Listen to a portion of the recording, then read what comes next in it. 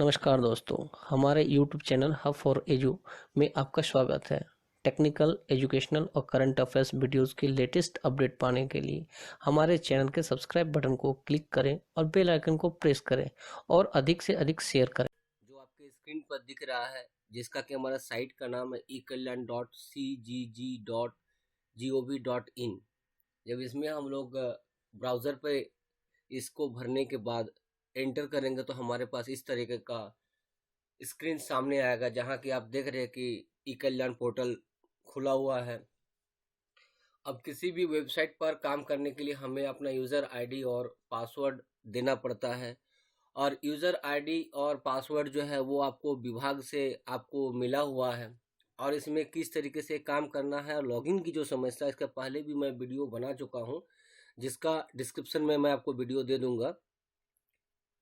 और अगर अभी तक आप लोगों ने हमारे चैनल को सब्सक्राइब नहीं किया है तो प्लीज़ हमारे चैनल को सब्सक्राइब कर ले, शेयर करें, लाइक करें, ताकि आपको हमेशा आने वाले वीडियो के नोटिफिकेशन मिलते रहें। तो चलिए अब हम लोग चलते हैं कि लॉगिन की जो समस्या है वो क्यों आ रही है। तो जब हम लोग लॉगिन होने जाते हैं तो हम लोग क्या करते हैं, यहाँ पर कैंडिडेट लॉगिन पे चले जाते हैं, जिसके चलते हमारा लॉगिन नहीं हो पा रहा है। तो आपको हमेशा यहाँ पर ध्यान रखना, चूंकि आप स्कूल के माध्यम से काम कर रहे हैं और आपको जो लॉगिन आईडी मिला हुआ वो आपको कैंडिडेट लॉगिन पे काम नहीं करेगा। तो वो कहाँ पर काम करेगा, तो स्क्रीन पर ध्यान देंगे, यहाँ पर दाहिने साइड पे यहाँ पर एक लॉगिन ऑप्शन है, जिसमें कर्सर आपको रखने पर माउस का या क्लिक करने पर ये देखिए 3 ऑप्शन खुलता है, जहाँ पर देखिए school login, institute, college login और ऑफिशियल लॉगिन आता है। यहाँ पर हमें स्कूल लॉगिन में जाना है। स्कूल लॉगिन में जब हम जाएंगे तो हमारे पास यहाँ पर यूजर आईडी और पासवर्ड मांगा जाएगा। तो हमारा जो यूजर आईडी है वो हम यहाँ पर भरेंगे, जो हमें विभाग द्वारा मिला है, और फिर हम अपना पासवर्ड यहाँ पर देंगे, ठीक है। और फिर हम यहाँ पर कैप्चा भरेंगे। ये मैं इसलिए फिर से बता रहा हूँ कि इसमें कुछ त्रुटियां हैं, जो जिसका निराकरण कैसे करना है उसको मैं बता रहा हूँ। और इसको भरने के बाद हम यहाँ पर लॉगिन में क्लिक करते हैं। देखिए, जब आप फर्स्ट टाइम अपने यूजर आईडी और पासवर्ड से लॉगिन होइएगा तब आपके पास ऐसा ऑप्शन आता है। अगर मैं सही बोल रहा हूं तो एक लाइक जरूर करें। अब देखिए, यहाँ पर विभाग के द्वारा कहा गया है कि आप अपने पासवर्ड को यहाँ पर चेंज कर लें, ठीक है। पासवर्ड आपको चेंज करना बहुत जरूरी है। तो सबसे पहले हमको जो पासवर्ड विभाग से मिला है वो हम यहाँ पर लिखेंगे। अब हम यहाँ पर नया पासवर्ड देंगे, तो नए पासवर्ड में आप जो है अल्फाबेट और नंबर का ही यूज करें।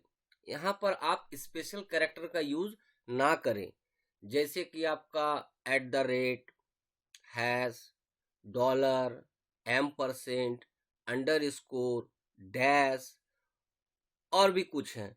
तो इन सब का यहाँ पर यूज नहीं करना है, स्पेशल कैरेक्टर जिसको हम लोग कहते हैं, ठीक है। और यहाँ देखिए क्लियर लिख भी दिया है, जब भी आप पासवर्ड क्रिएट करने जा रहे हैं यहाँ पर आ रहा है, password should contain 7 to 15 character और नंबर विदाउट स्पेशल कैरेक्टर, यानी कि हमें यहाँ पर स्पेशल कैरेक्टर का यूज नहीं करना है। लेकिन इसके बावजूद भी अगर किसी विद्यालय के द्वारा अपना पासवर्ड बनाते समय @ डॉलर, %, ऐसे किसी स्पेशल कैरेक्टर का यूज कर लिया गया है और जिसके वजह से नहीं खुल रहा है, तो आप क्या कीजिए कि एक दिन वेट कर लीजिए जिस दिन बनाए हैं, और उसके बाद आप उसी पासवर्ड से लॉगिन होइए। बस वहां पर जो है आपको स्पेशल कैरेक्टर, जैसे आपने बनाया होगा कोई भी पासवर्ड, ठीक है, हम मान लेते हैं कि कोई भी पासवर्ड हमने बनाया है, ई कल्याण @ करके जो भी हमको नंबर मिला है या जो भी बनाया है, तो हम जब सेकेंड टाइम इसको यूज करेंगे यानी कि 24 घंटे बाद, तो आप वहां पर क्या कीजिए, जो आपने @ %, अंडरस्कोर, डॉलर, हैश का यूज किया उसका यूज नहीं करें। अर्थात आप सिर्फ अल्फाबेट, नंबर और कैरेक्टर का यूज करें, ठीक है, जो आपने यूजर आईडी और पासवर्ड बनाया था। तो अगर ऐसा करिएगा तो आपका हो सकता है खुल जाए। @# को हटा के दीजिएगा तो वो खुल जाएगा। फिर भी अगर नहीं खुलता है तो तत्काल अपने विभाग से संपर्क करते हुए इस पासवर्ड को सुधार करवा लें। अब देखिए, चूंकि यहाँ पर हमारा नया पासवर्ड भरना है, तो हम यहाँ पर क्या करते हैं कि नया पासवर्ड यहाँ पर इनका हम पहले रेडी कर लेते हैं। ठीक है, यहाँ पर हम कोई भी स्पेशल कैरेक्टर का यूज नहीं करेंगे।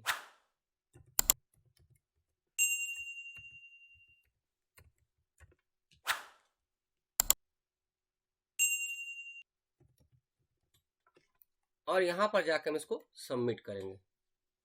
देखिए ये हमारा खुल गया।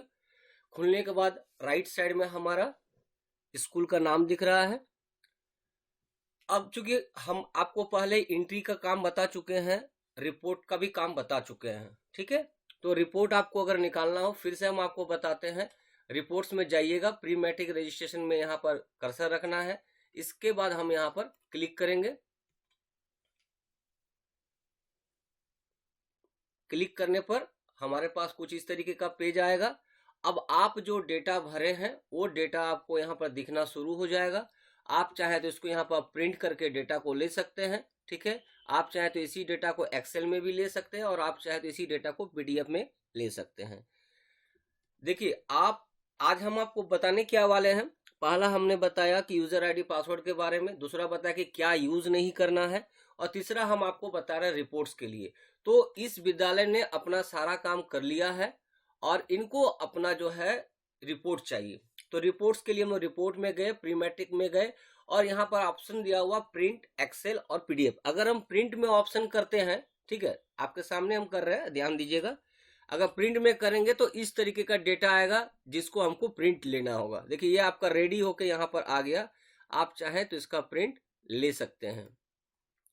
उसी तरह आप इसी डेटा को एक्सेल में भी ले सकते हैं और उसी तरह आप इसी डेटा को पीडीएफ में भी ले सकते हैं।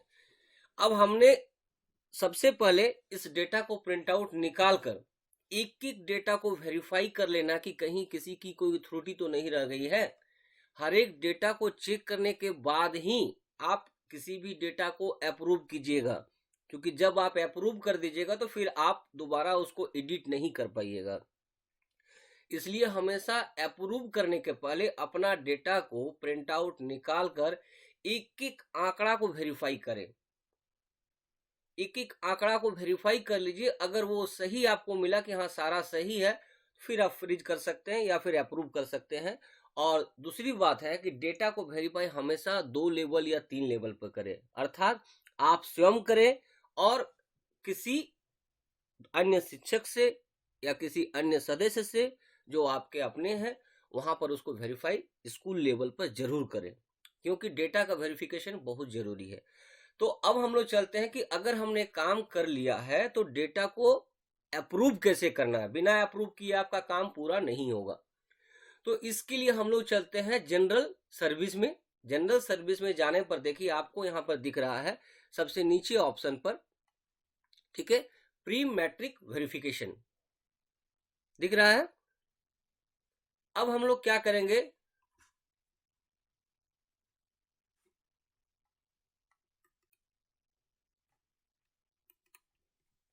अब हम लोग क्या करेंगे, यहां से चले जाएंगे प्री मैट्रिक वेरिफिकेशन। ठीक है, जनरल सर्विस में जाके हमें प्री मैट्रिक वेरिफिकेशन पे जाके क्लिक करना है। क्लिक करने पर थोड़ा सा टाइम लेगा। ये देखिए आपका आ गया। अब यहां पर हम चाहें तो इसको कैटेगरी वाइज भी कर सकते हैं, अर्थात एससी ले लीजिए और चाहे तो क्लास वाइज कर सकते हैं, क्योंकि आपका हो सकता है कि बहुत आंकड़ा हो। ठीक है, यहाँ पर क्लास 1 लेकर सेलेक्ट करेंगे, सबमिट करेंगे तो आपका क्लास 1 का डेटा दिखने लगेगा जो एससी बच्चा है। अगर मान लीजिए कि आपके विद्यालय में 10 बच्चा, 12 बच्चा, 15 बच्चा या सारे बच्चों का आपने वेरिफिकेशन कर लिया 1 बाय 1 की कहीं कोई गलती नहीं है, तो आप एक क्लिक में भी आप उसको अप्रूव कर सकते हैं। तो एक क्लिक में कैसे अप्रूव करना है, लेकिन हमेशा मेरे बात को ध्यान से सुनिएगा आप लोग, और इस बात को एकदम दिमाग में रखें कि जो भी डेटा हम लोग भर रहे हैं उसको अपने लेवल पर वेरीफाई करना बहुत जरूरी है। इसके बाद हम चलते हैं, यहां से ले लेते हैं ऑल, ठीक है, और यहां पर भी कर देंगे ऑल और फिर इसको करेंगे सबमिट। देखिए अब हमारा यहाँ पर आ गया। अब हम इसको जस्ट आपको ऊपर करके थोड़ी सी दिखाते हैं।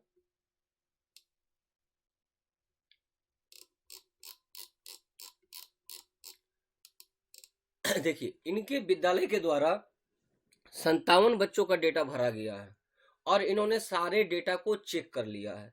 तो अब हमको करना क्या है, इसको अप्रूव करना और वेरीफाई करना, लेकिन अप्रूव तो कहीं पर दिख नहीं रहा है। तो देखिए हम इसको किस तरीके से अप्रूव करते हैं।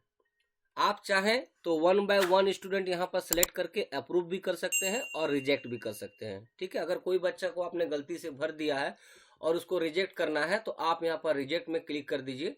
ठीक है, और अगर आप चाहें कि आपका सारा डेटा चेक हो गया है और हम 1 क्लिक में अप्रूव करना चाहते हैं तो कैसे करेंगे। फिर हम चलते हैं ऊपर की ओर।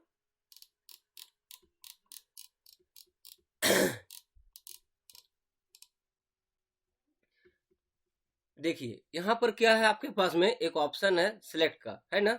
यहाँ देखिए अप्रूव्ड लिखा हुआ, ध्यान दीजिएगा। हम अप्रूव्ड पे जैसे ही क्लिक करते सारे बच्चों के सामने में अप्रूव्ड आ गया ना।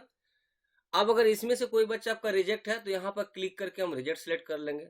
अगर आप 1 बाय 1 करना चाहें तो ज्यादा अच्छा है, एक बार में करना चाहे वो भी अच्छा है, लेकिन अपने डेटा को हमेशा वेरिफिकेशन कर लेंगे, उसके बाद ही करेंगे। इसके बाद हम क्या करेंगे, जैसे देखिए हमने यहाँ पर अप्रूव में सिलेक्ट किया तो सारे बच्चे हमारे अप्रूव हो गए, लेकिन अभी अप्रूव नहीं हुआ, अभी सिर्फ आपने बटन को सिलेक्ट किया है। अब हम यहाँ पर जैसे ही नीचे की ओर जाएंगे, देखिए यहाँ पर वेरीफाई ऑप्शन आ गया। जैसे ही हम वेरीफाई कर देंगे हमारा सारा का सारा डेटा अप्रूव हो जाएगा। लेकिन अप्रूव करने से और वेरीफाई करने से पहले मैं बार बार बोल रहा हूँ, अपने डेटा को जरूर वेरीफाई कर लेंगे, क्योंकि जैसे ही आप वेरीफाई कर दीजिएगा फिर इसमें आप किसी भी तरह का एडिट का वर्क नहीं कर सकते हैं। इसलिए हमेशा डेटा को भरने से पहले वेरीफाई कर लीजिएगा, और वेरीफाई करने के उपरांत एक एक डेटा को आप हार्ड कॉपी से मिला लीजिए, चेक कर लीजिए, फिर इसको अप्रूव कर दीजिए, फिर वेरीफाई कर दीजिए। और आशा करते हैं कि आप लोगों को इस वीडियो से काफ़ी ज़्यादा हेल्प होगा। अगर आपको थोड़ी भी हेल्प होती है तो हमारे चैनल को ज़रूर सब्सक्राइब करें, लाइक करें, शेयर करें, और कमेंट में ज़रूर लिखें कि वीडियो कैसा बना है या इसमें किसी प्रकार के सुधार की आवश्यकता है, चाहे जिससे भी रिलेटेड हो वो ज़रूर हमें बताएं। धन्यवाद।